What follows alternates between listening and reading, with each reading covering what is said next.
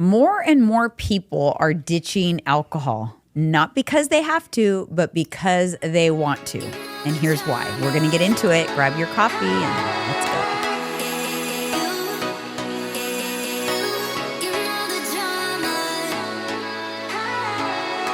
go. Ditching alcohol.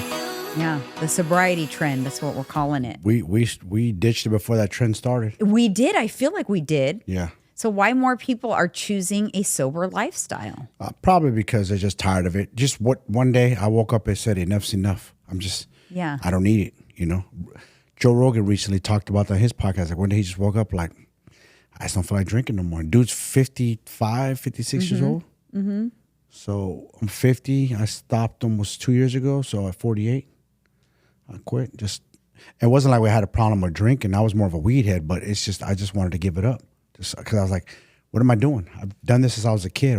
I don't need this in my life. It's not making me any better. Ironically, you know what? I didn't even plan this, but this episode I think is coming out right around my 2-year sobriety anniversary. Oh, wow. Yeah. Interesting. 2-year sobriety. June 26th, 2023 was the day that I had my last drink. Yeah. I felt it coming on leading up to that. And I remember going to, because it was my cousin's birthday, and I thought, it's a Sunday. Mondays are really busy work days for me. And I thought, oh, God, we're going to drink on a Sunday. Like, I'm going to have one, maybe two. And I had 2 drinks, and I felt like shit. I could already feel it. I'm like, that's it. I'm going to feel like crap tomorrow. And then I started thinking to myself, why? You didn't even get plastered. That's just 2 drinks. Like, why? I got extra calories. I spent money, and I feel like crap. What's the point? People don't realize the amount of money you spend on alcohol. It is crazy. If they really saw it and calculated and did an audit, they'd be like, what the fuck am I doing? I know. And honestly, what am I doing? Before we get into it, I want to share that. I want to share Michelle's cost. Your niece? My niece who quit drinking a year ago. But before we get into that, you guys scan the QR code up on the screen. That is where you're going to get all the details and links and things about our podcast, Candidly with Coffee. You're going to be able to download it on Spotify or Apple Podcasts. You can access all of the links from our sponsors, One Up Nutrition, MegaFit Meals, Transcend, David Barr, Quince. We have so many these days, and I love them. We love all of them very, very much. And if you're interested in working with us, there's an application to apply for coaching. We are taking one-on-one clients to join our program, Esco Elite Mindset. Yes. Okay, now we're going to get into it. I got a text from Michelle. And if you guys don't remember, or if you're new to the show, my niece was on the show almost a year ago now. And she talked about, she had a drug addiction when she was younger, and she was still struggling with alcohol. And she shared with me what it looked like for her, like what her issue with alcohol was. She was not a daily drinker, but she was a binge drinker on the weekends. And she was sharing stories in that episode. And when she listened back to that episode, she realized that she was like, oh no, like I'm going to die if I don't. Like, she listened to it from like a third party perspective. Yeah. And it kind of woke her up, and she stopped drinking. That was that weekend that she was here to do the podcast was the last time she drank. And she's been sober now almost a year at the time of, actually, when this comes out, I think it will be right around her 1-year mark. I think it was in July. So it's coming up. And she texted me and said that in her group or whatever, they did some computation on how much money to figure out how much money that you would have spent if you continued drinking. She's at like $7,000 saved in less than a year. $7,000. You know what you could do with that? You start socking that away or whatever. Put it into some investments or your Roth IRA, 401k. I don't know. Think about us. Okay, let's do our calculations. If we stopped drinking 2 years ago, and modestly, we were not heavy drinkers, you guys. So that's the irony in this. No home drinking. No home drinking at all. Never have been. So we were spending, I would say, about $150 on average a weekend on drinks. Like two maybe 100. Maybe a little bit of 100. You figured about $20. But see, then you think of some of the times were heavier nights, like a couple times a year. So I would say $150 a weekend. So that was $600 a month. Yes. So that was $7,200 a year. So we have saved, around $14,000. People don't look at it like that. $14,000. Don't complain about this is too expensive. That's too expensive. Oh, coach is too expensive. Oh, eating healthy. Hold up. You better look at how much you're spending on alcohol. You're burning your money. Not only are you spending money on alcohol, you're spending not to feel good and destroy your health and shorten your life. Yeah. And risk all the other stuff that's coming out about the dangers of alcohol. Right. Oh, yeah. And that's you know what's interesting? Level. I didn't really quit for any of those profound reasons. No. My reason personally was I just woke up and thought, I love to feel 100%. I can't always feel 100%. It's not in my control. Sometimes I have a bad night's sleep. Sometimes I'm sick. I have an ailment. So, okay, that sucks when I can't be 100% for those reasons. But I started to think, wait a minute. I'm self-inflicting a guaranteed less than 100% day the next day when I drink. Guaranteed. Why am I doing that? Bad sleep, raise your cortisol. Hungry. Not going to feel good, moody, hungry. You're not probably going to go to the gym. And so I started to weigh it. I'm like, the waitress would be like, do you want a drink? I'm like, you know what? No. It's more calories. It's going to give me a headache. I'm going to sleep like crap tonight. Why would I say yes? And let me tell you why I would say yes. For years before that, it's like alcohol had this hold on me. I thought I needed it. It had me convinced that it made me more fun, that it made an event more fun. Loosened you up. It had me, and the weird thing is, I'm much more talkative and social and willing to have a conversation with someone or whatever without it. You think you're less anxious too without it now? Because you used to kind of always bring up anxiety and this and that, or you're anxious and 100%. Even recently, I'll go back a little bit because it's going to be a few months since when they see this. Is when we went to Miami, you didn't seem nervous at all on the plane one bit. Even when we hit a little turbulence, I was like, cool. It'll be fun. It'll be like a roller coaster. That's why I look at it. It didn't make me nervous one bit. And normally I'd be like white knuckling at that point and looking at you and like my heart's racing. I just kept working. I was just like, I hope the internet doesn't go out. Yeah, see?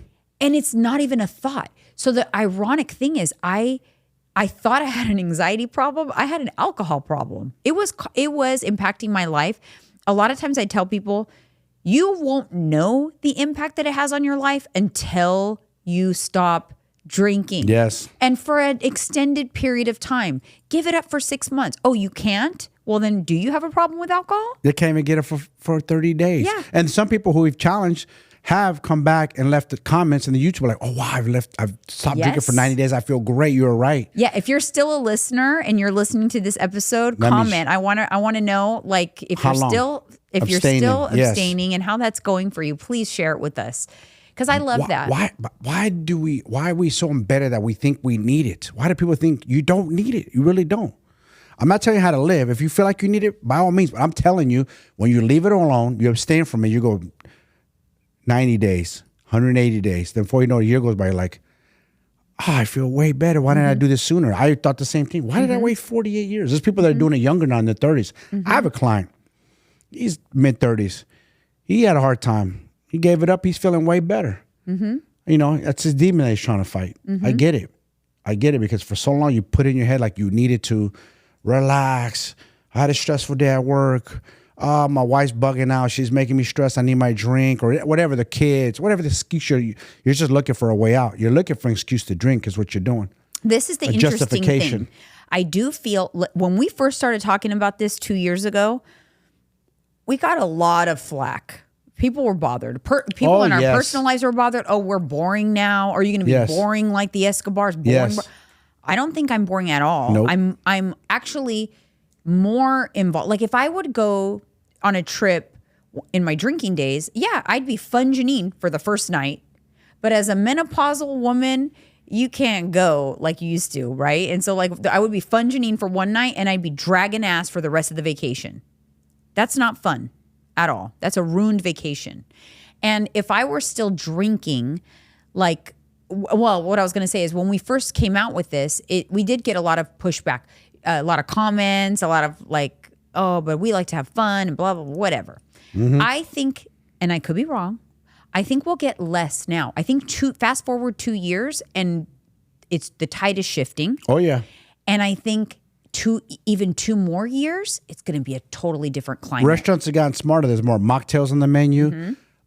Liquor, alcohol companies have gotten smarter, doing non-alcoholic beers and stuff, things like that, because they still want you to enjoy a beer without the buzz. I mean, and then listen, like what I was saying, I didn't quit for any of the important reasons. I quit because I just didn't want to feel less than 100%. And then it just, of course, when you quit, then you start paying more attention to all these things. And I'm thinking, oh my God, all of the increased risks of cancers, diseases, all these things that just even a small drinker, like a weekend drinker, they're increasing their risk of a lot of things. So like then you start weighing it out. Like, okay, is it worth it?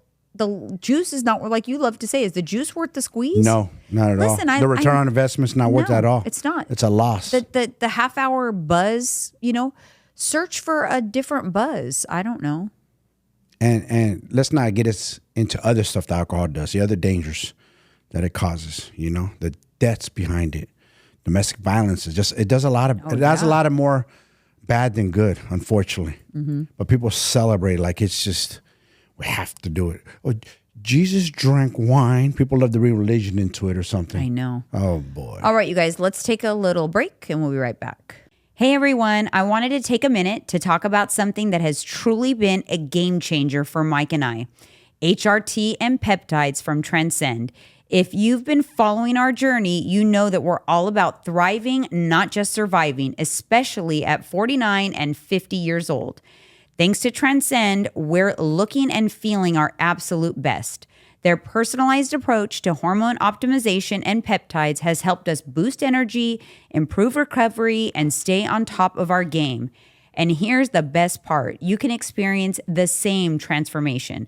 Transcend offers customized treatments designed just for you. Whether it's hormone balance, better sleep, or more energy, they've got you covered.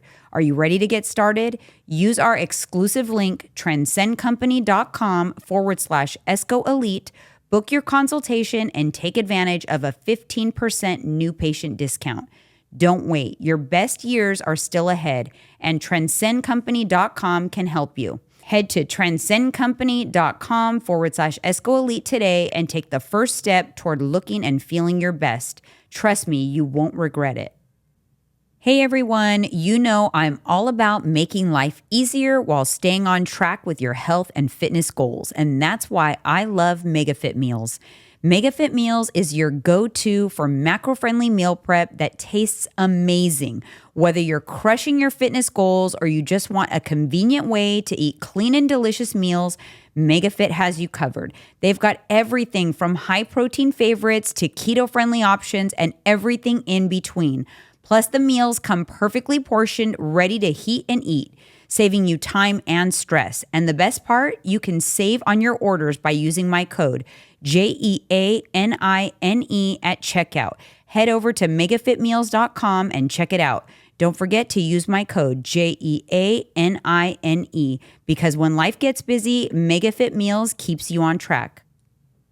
So, there's actually data that supports that there is a reason why in midlife, why I quit in midlife, because I was having a harder time recovering from it. So it literally, when your estrogen drops, it literally impacts the way you can metabolize alcohol. Yeah. Because when I quit, I was in menopause, but before I started HRT. So it makes sense that I was drinking and feeling so horrible that I thought, why am I doing this to myself?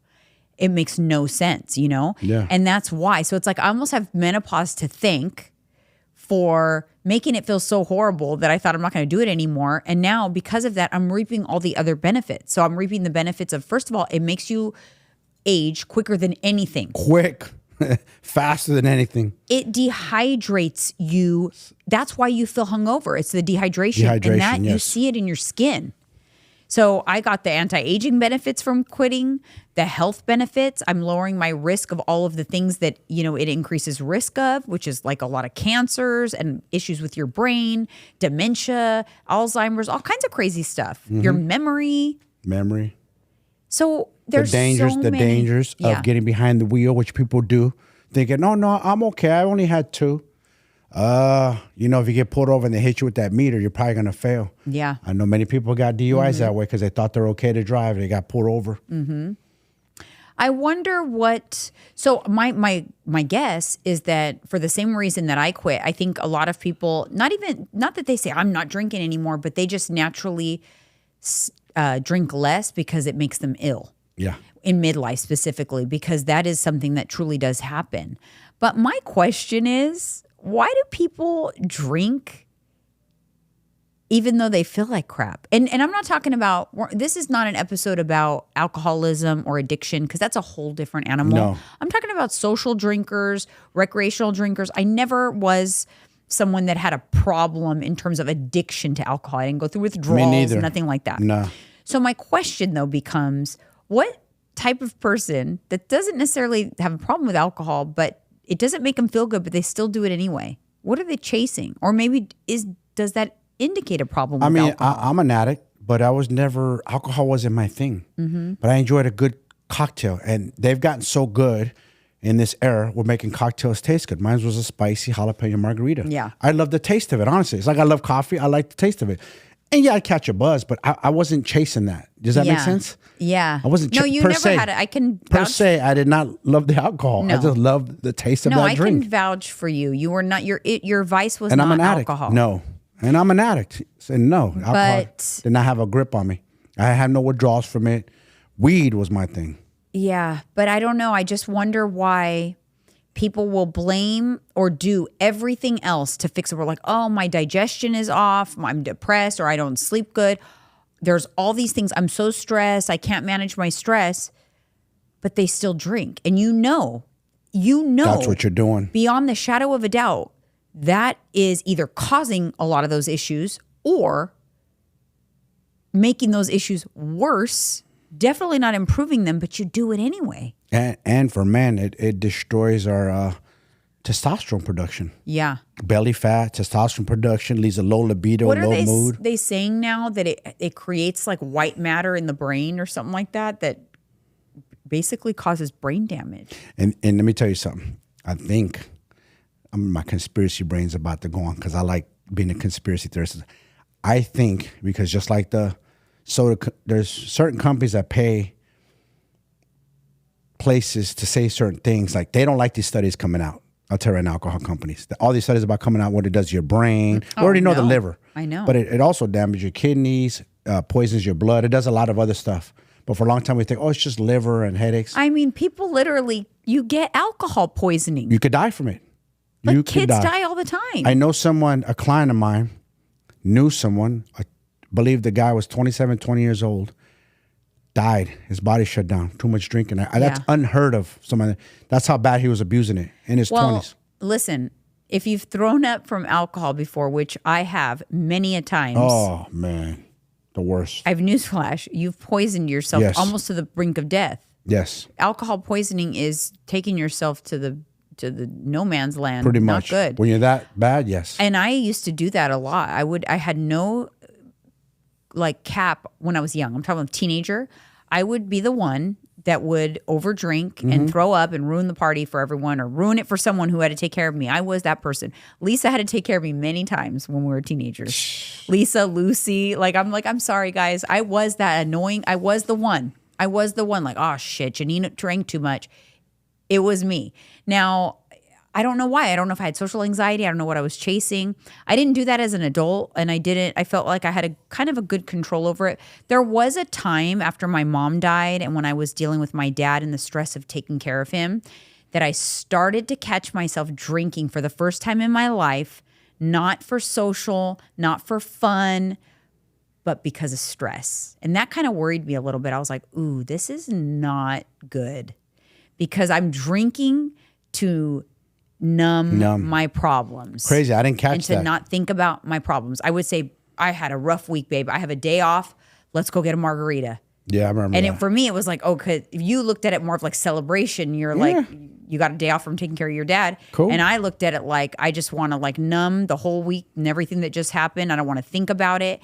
And you know what's scary is when you drink and you have that drink and you're like, oh my God, I don't care about anything. I don't care about all this stuff I just went through. I don't care about, it just takes all your problems away. Let's talk about that. Today's episode is brought to you by Quince, and I have to tell you, I'm in my quality era right now, and Quince is exactly what I needed. Look, I used to be all about designer labels, even when the quality was, let's just say, not great. But now I'm way more focused on investing in pieces that actually feel amazing, hold up, and are worth my money. And that's where Quince comes in. They've got the most beautiful, high-quality clothes. We're talking about luxe fabrics, timeless styles, and shockingly good prices because they skip the crazy markups. And it's not just clothes. I'm about to redo my entire bedroom with their gorgeous linen bedding. And I already know it's going to feel like a fancy hotel at home. So if you're ready to upgrade your wardrobe and your space with pieces that actually last, do yourself a favor and check out Quince. You can thank me later. Scan the QR code on the screen or head to the link in the description. It's bit.ly/Janine E. That's bit.ly/Janine E to shop Quince today. Okay, guys, so I have to tell you about my favorite supplement brand. If you're not new here, you know it's 1UP Nutrition. This is probably the only time in my entire life that I've been this consistent with my supplements. And let me tell you, it's been a game changer. Their Gut Health Plus and Daily Cleanse have completely transformed my digestive health. I feel amazing and I'm never bloated.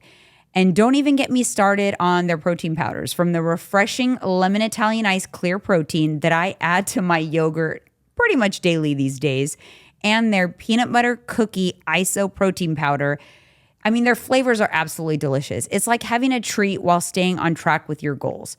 If you're ready to level up your nutrition and try supplements that actually work and taste amazing, you're going to love 1UP Nutrition as much as I do. Just head over to oneupnutrition.com, use code Janine at checkout for a discount, and try some of my favorites and start feeling your best today, because your health deserves the best, and so do you. Many times I've been going through shit. You know, it's no secret that I've gone through my mental health battles. I could be stressing, just not feeling good.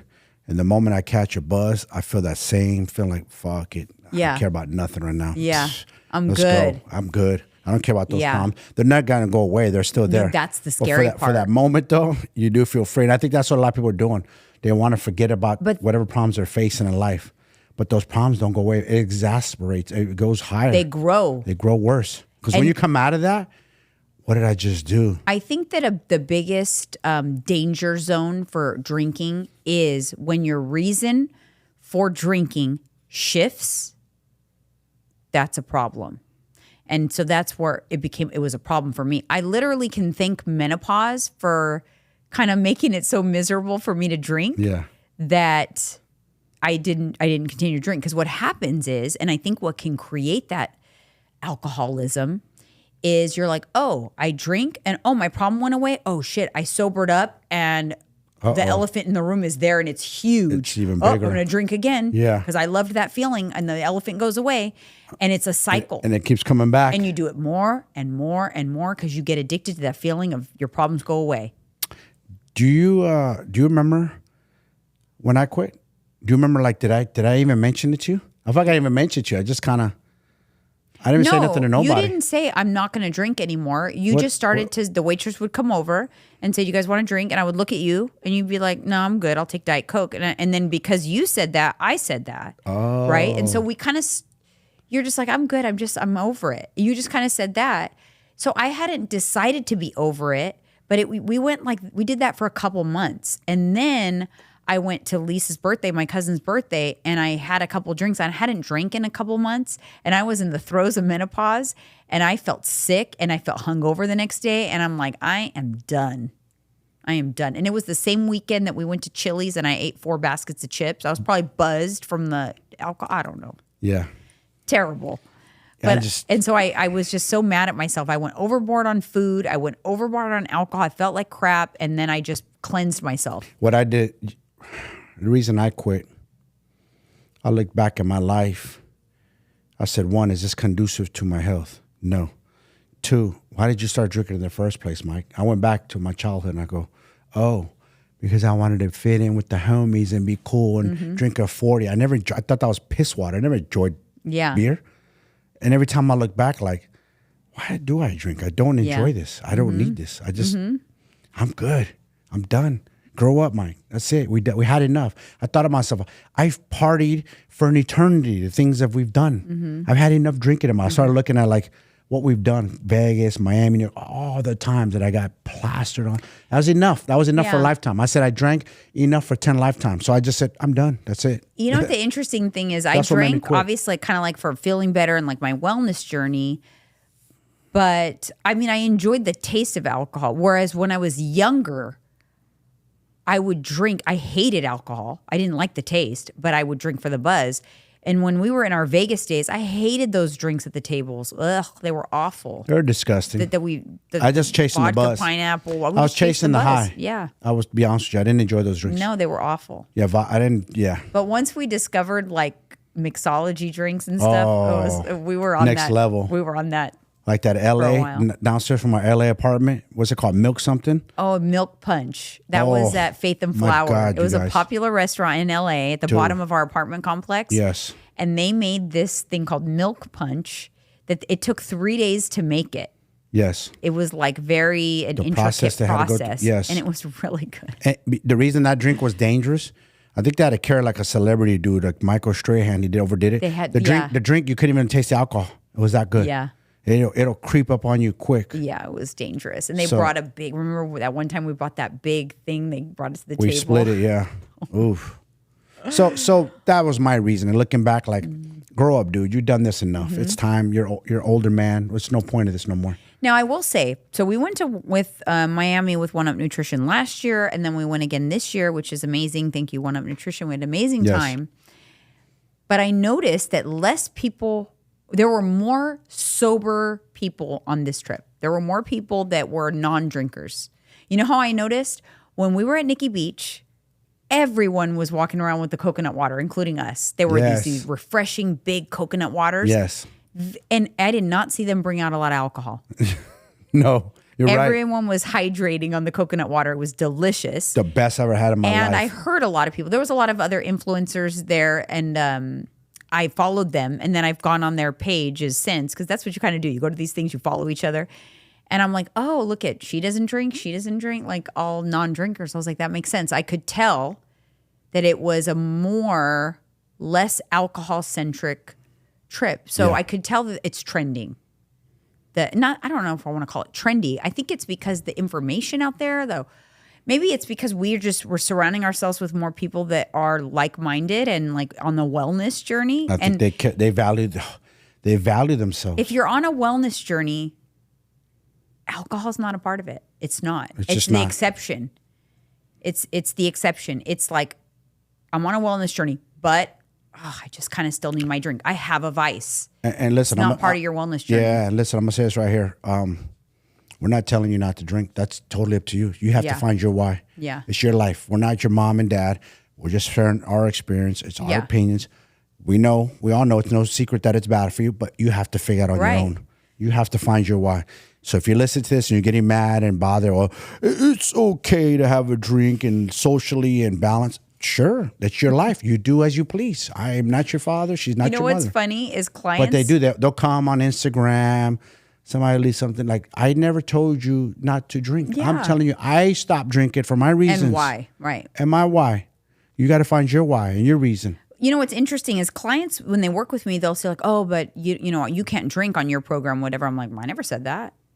You need to, if drinking is a part of your life, we need to dive deeper into that. Why is it a part of your life? It's just part of the mindset of it all, right? Yep. Is it important to you? How can we figure out incorporating it? Why is it important to you? Maybe you incorporate it initially, but over time, organically, it goes away. That's what I've noticed. Yes. But I can tell you this. I do not have a client come with me and I go, no, you cannot drink. You cannot do – this is not a dictatorship. No. This is a program where we're teaching you to identify what your vices might be and figure out a way to let go of those vices, but it's not a requirement. And some people let go completely. Some of them just are more choosy with when they partake. Yep. They're a little more aware. Yes. Kind of like how our whole mindset on junk food, right? It's awareness, not deprivation. I'm not telling you to never have a drink again, but just be aware and pay attention to how you feel and just drink if you want to, not because it's a crutch for other things or to numb problems. Can you incorporate it in moderation and be okay? Yes, I did it for many years where I drank a little bit. I still was fit. I still was muscular, all the things. Yes. But it has to be important to you because it's kind of like, donuts are important to me. They're not conducive to my goals, but I fit them in moderation. I'd love to have a dozen donuts every week, but that's not going to work. No. So I have a couple donuts, every few weeks, and I make it work because I love them that much. So if you love your vice that much, then you figure out a way to make it work. But if you love it too much and it's is it impacting your life? That's what I want you to ask yourself. Is it negatively impacting my life? Does it ruin that one weekend that I choose per month to drink 2 to 3 drinks? Does it ruin 2 to 3 days? That's a lot. That's a lot. It's a lot. That's 36 days out of a year that are ruined because of your vice. Donuts, if I have 2 donuts, even 2 donuts a week, it does not impact my life. No, not at all. It doesn't impact my weight. Nope. It doesn't impact my life. It doesn't ruin days for me. So I pick a vice that's less impactful to my life. Because everything has numbers behind it. Just like alcohol has numbers, so do donuts. So if she chooses to eat 2 donuts and I choose to eat, guess what? I am not going to overdo it on Saturday. I'll make it work. Yeah. As long as I hit my protein goal and I go overboard on my calories, I'm good. But, it's kind of like pick your poison, but be mindful of that poison. Yeah. Like, is it worth it though? Mm-hmm. Is it worth it? And that's why I once had an addiction specialist on my show. And I asked him, how do you know if you have a problem? Because I feel like a lot of people are in denial. Big time. I was one of them. And they don't identify as someone who has a problem. They just like to drink. Well, so I asked him, how do you get someone to think about, do I have a problem with alcohol? And he says you have to really ask yourself, does this impact my life in a negative way? If it impacts your life or those around you negatively, if it's impacting your household, if it is impacting how your productivity, the way you sleep, if it is impacting and making that negative impact, but you still do it anyway, you have a problem with alcohol. Got a problem. And until you accept that, then you're never going to kind of like solve the problem. Nope. I feel like I was one of those people. Even today, I think I've said I never had an addiction to alcohol. I didn't have an addiction, like the true like addict. But was alcohol a problem for me? Yes, because it was negatively impacting my life and my health. And it was about to become a big problem. It's like I nipped it in the bud just in time because the reason I was drinking changed, and that's a problem. And that lasted for me for so when my mom died in December and I stopped drinking in June. 6 months. That's how quick things changed. I started drinking for the wrong reasons, but I stopped drinking 6 months after that happened. And I'm glad I did because who knows? It could have spearheaded itself into a problem. Let me ask you this in front of everybody. You think you're done forever? Oh yeah, 100%. No desire. It makes me sick to my stomach to even think about it. I have there's no reason. Zero reason. Me too. I saw some good looking drinks today. We sat at the bar at a lunch. No craving, no nothing.